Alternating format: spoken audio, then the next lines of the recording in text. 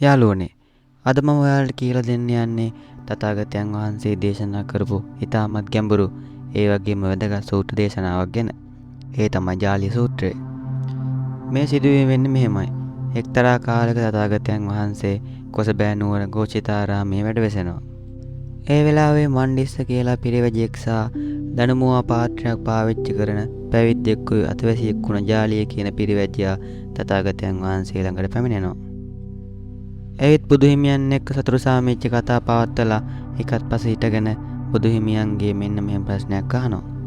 එවත් ගෞතමයන් වහන්සේ ජීවය කියන්නේ ශරීරය කියන්නේත් එකක්මද? නැතිනම් ජීවය වෙනම එකක් ශරීරය වෙනම එකක්ද? තථාගතයන් වහන්සේ වදාරනවා එවත්නි එහෙනම් හොඳින් අහගන්න හිතට ගන්න මම මේ ගැන කියා දෙන්නම් කියලා. පිරිවැජියන් දෙදෙනාත් එසේ එවත්නි කියා ඊටාම ඕනෑකමින් අහගෙන ඉන්නවා. තථාගතයන් වහන්සේ මුලින්ම පැහැදිලි කරන්නේ ශාසනයේ ශ්‍රාවකයෙක් ක්‍රමෙන් දියුණු වෙන හැටි. ලෝකයේ තථාගත අරහත් සම්මා සම්බුදුරජාණන් වහන්සේ නමක් පහළ වෙලා ධර්මයේ දේශනා කරනවා.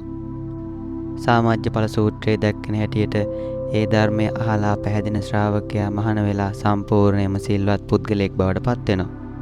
ඊන්පසු ඒ භික්ෂුව තමන්ගේ ඉඳුරන්ගේ දොරවල් වසා ගන්නවා. ඒ කියන්නේ ඇසින් රූපයක් දැක්කාම ඒකේ නිමිති හෝ අනුනිමිති ගන්නේ නැතුව සිත කිලිටි කරගන්නේ නැතිව ඉඳුරන් සංවර කරගන්නවා. ඒ වගේම හැම වෙලාවකම ඊටාම සිහිනුවණින් යුක්තව කටයුතු කරනවා.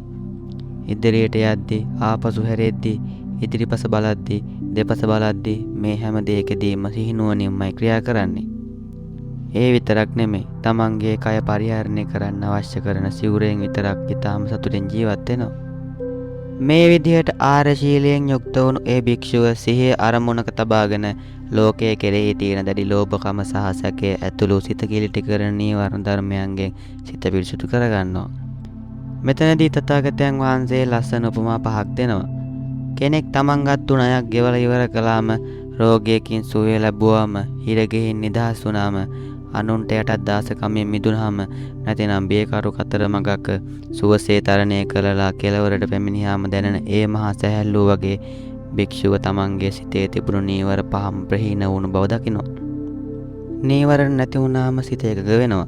භික්ෂුව කාමයන්ගෙන් වෙන් වෙලා පළවෙනි ධානය ලබා ගන්නවා. ඒ වෙලාවේ විවේකයෙන් උපන් ප්‍රීතිය සහ සැපය මුළු ශරීරයෙන් පැතිරී යනවා. ඒ සුවේ නොදැනෙන කිසිම තැනක් අය ඉතුරු වෙන්නේ නැහැ. දැන් තථාගතයන් වහන්සේ අර පිරිවැජියාගෙන් අහනවා එවත්නි යම් භික්ෂුවක් මෙන්න මෙහි විදිහට දන්නවා නම් දකිනවා නම් ඔහු ජීවය සහ ශරීරය එකක්මයි කියලා හෝ ජීවය වෙනස් ශරීරය වෙනස් කියලා හිතන සුදුසුද? පිරිවැජියා මෙන්න මෙහෙම කියනවා. එවත්නි එහෙම දන්න දකින කෙනෙක් නම් ජීවය සහ ශරීරය එකක්මයි හෝ වෙන්නේ දෙකක් කියා කීම සුදුසුයි කියලා. ඒ විට තථාගතයන් වහන්සේ වදාරනවා එවත්නි මම මේ தත්ත්වය මෙසේම දැන දැක සිටිනවා. ඒ වුණත් මම ජීවය සහ ශරීරය එකක් කියලාවත් වෙන දෙකක් කියලාවත් පවසන්නේ නැහැ. මීළඟට තථාගතයන් වහන්සේ පියවරෙන් පියවර ඉහළ ධානය ගැන කියා දෙනවා. භික්ෂුව විතර්ක විචාර සංසිඳුවලා දෙවෙනි ධානය ලබනවා. සමාධියෙන් උපන් ප්‍රීති සුවය මුළු කය පුරාම පැතිරෙනවා. තථාගතයන් වහන්සේ නැවතත් අර ප්‍රශ්නයම අහනවා.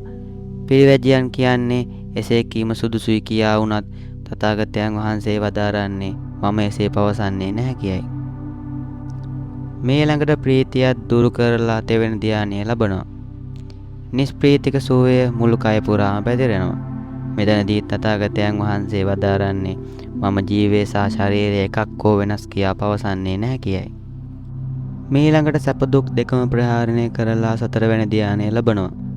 පිරිසිදු ප්‍රභාස්වර සිතින් මුළු කයම පැතිරී යනවා. මෙතනදී තථාගතයන් වහන්සේ වදාරන්නේ මම එසේ පවසන්නේ නැහැ කියයි. මෙලෙස සිත එකඟ වුණාට පස්සේ භික්ෂුව ඥාන දර්ශන පිණිස සිත යොමු කරනවා.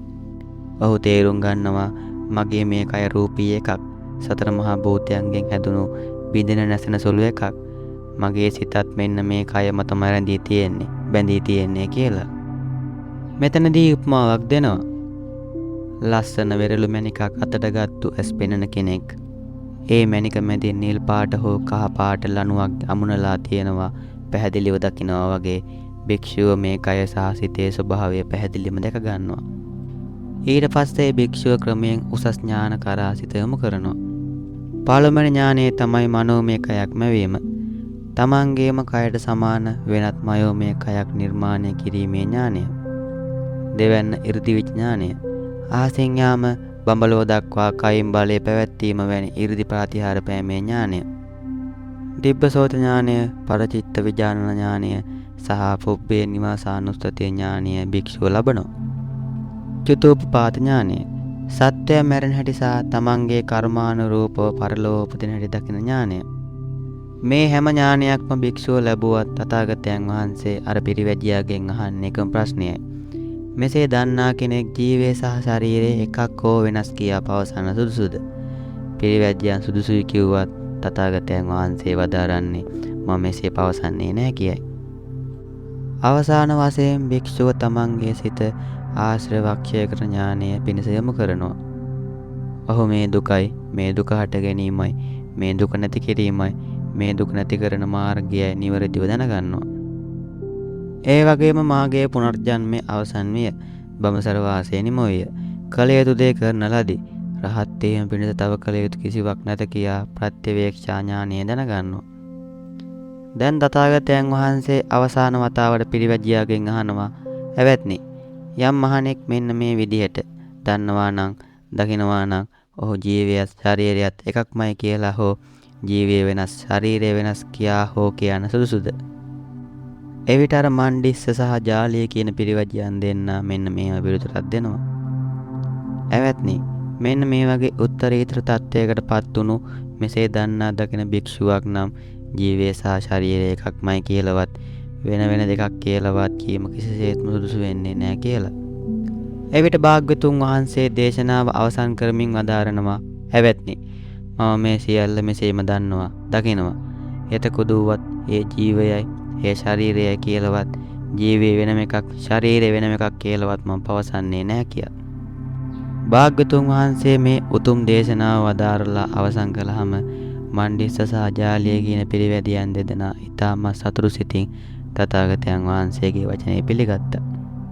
ඉතින් යාළුවනි, ජීවය සහ ශරීරය පිළිබඳ ලෝකය අතර තිබුණු ලොකුම දෘෂ්ටිගත ගැටලුවකට තථාගතයන් වහන්සේ ප්‍රායෝගිකව ධ්‍යාන සහ ඥාන මාර්ගයෙන් පිළිතුරු දුන් ආකාරය තමයි මේ ජාලිය සූත්‍රයෙන් පැහැදිලි වෙන්නේ. ඒ සමග මෙතනින් ජාලිය සූත්‍රය අවසන් වෙනවා. ඔබ සැමට තෙරුවන් සරණයි.